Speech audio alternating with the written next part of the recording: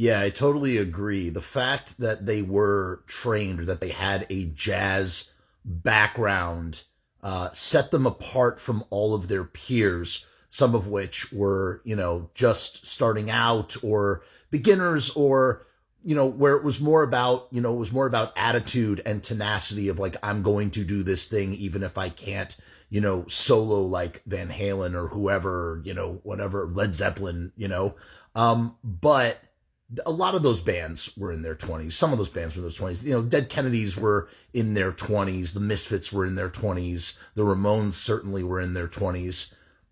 So that's not exactly, I don't think that's exactly accurate, but the idea that that they had a trained background and they took that trained background and sort of plugged that in to the energy and the spirit of what punk rock was all about. Because up to that point, there wasn't anybody who had that kind of musical background who was really doing that.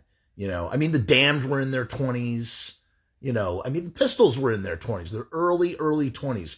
There weren't too many bands that were like, teenagers for the sake of teenagers. But, the idea that, kids who were learning how to play instruments or could barely play instruments or were, moderately good at their instruments, but not, virtuosos and going out there and just making their own music. I mean, that's what it was. That's part of what it was all about. It's all about songwriting and ideas and not so much, oh, I can do this, crazy face melting lead solo. But with the Bad Brains, they could. That was the difference. Bad Brains, they could. Dr. No would just, was just insane. They were all insane.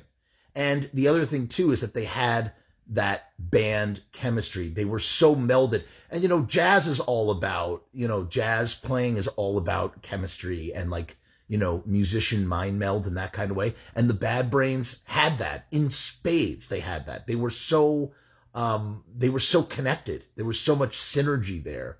And, when HR became the lead singer, the original lead singer was another guy named Sid McCroy, I believe, who actually just passed away. Very sad. He passed away. But when he stepped down from that lead spot and HR, Paul Hudson, Earl's brother, Earl the drummer, when they all finally clicked in, I think that was about 1979. That was it, man. That was it. And that band, as many old punkers who were there to see them will tell you, was absolutely untouchable. Untouchable.